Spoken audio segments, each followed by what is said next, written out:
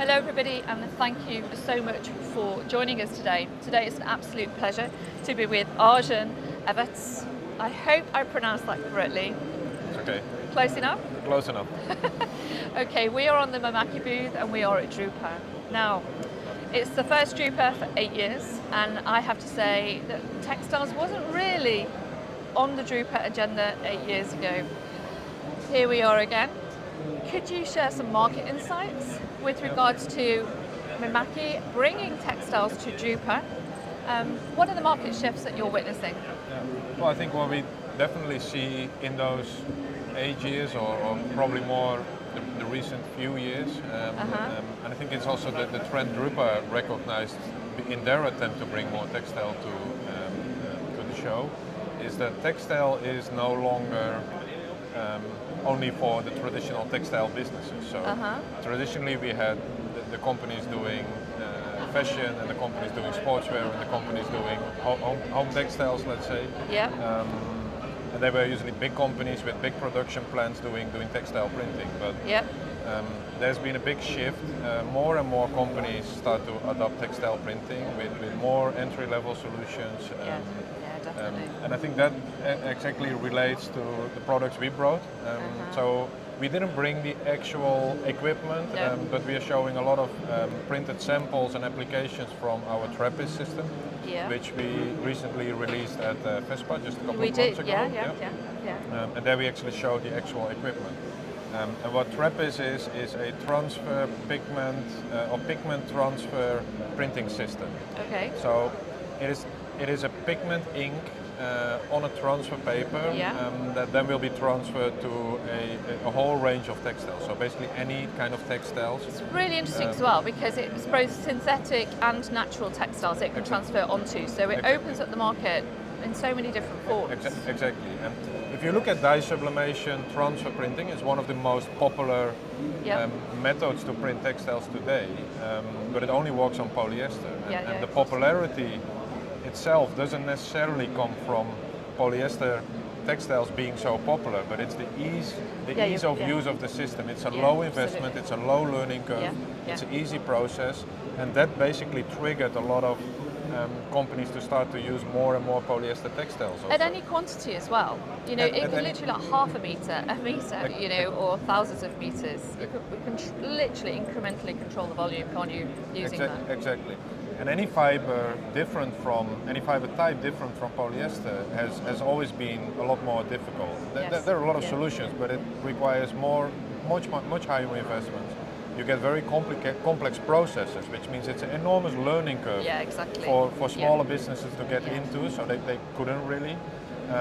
It's not wet. By doing it dye sublimation route, by transfer printing, you're using no water at all. No, you don't use any water.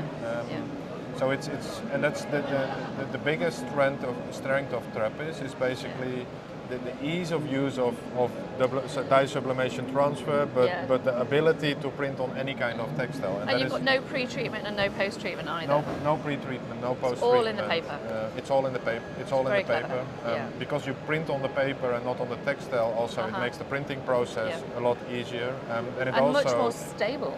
Much more stable, less maintenance. If you would print directly on textiles, you usually need a printer with a belt feed system, which also requires maintenance because it has a glue, it's a sticky belt system.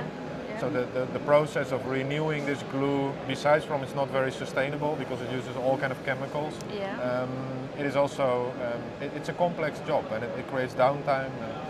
So eliminating all those things, we eliminate the use of water, we eliminate the use of chemicals, we eliminate the time it consumes to do all those maintenance, and that combined with an extremely low learning curve, which I could teach you how to do it in half a day and you would be up and running. Well, you know more about textiles than I do anyway, but that just opens up so many opportunities, as you say, for convergence for the print industry, wherever they're coming from, whether they are, you know, you see so much hybrid production, don't you, in print plants now, you know, where they're using lots of different technologies to hit the markets for personalization, customization, all of those growth areas, and people from the signage industry looking for new markets, whether it's decor, hospitality, gifts, promotional. It just allows people to make good use of for commercial opportunities, doesn't it? Exactly, and not only from the signage industry, but also from the traditional commercial printers. Yeah. So the let's say the traditional Drupa audience. Yes. Because also in offset, for example, you see the digitalization happens a lot towards bigger machines, very fast, and it's very impressive. Yeah. But there are only a few companies who can afford to buy those, and those companies get bigger and bigger. And the smaller size companies see their volumes basically disappear, partly because the volume is not there anymore, and the let's say the larger volumes that are still there are all going to those bigger companies. And it's those companies that need to rethink their business to make them exist in the future. But today they have the customers, and all those customers are buying print, not necessarily on paper, but they buy printed textiles, they buy printed promotional items. So all these things. They're all opportunities for additional sales, aren't they? Exactly. Yeah, that's exactly. great. And all the quantities go down. So also their traditional customers are not ordering 50,000 t-shirts anymore. Exactly, they order 20 if they have an event with, and each one's different, and it's personalised. Dedicated for that event, personalised with people names, and that's where, for example, DTF kicks in. Yeah, let's talk about D2F. So we also brought, and that's actually on the booth here, we brought the TXF 300, the latest addition to our direct-to-film portfolio. DTF has been it's been very successful for us. You've had great traction with that machine, haven't you already? We've launched it. So first we had the TXF 150, which is the one-head version. We launched it in actual sales started around July last year, so it's been less than a year. And then soon after that we launched the TXF 300, which is the dual head with higher speeds, which basically started shipping around February only. Yes, it's only May. So it's been just a year actually that we've been active in DTF, and according to InfoSource, who is also now collecting information about the DTF market.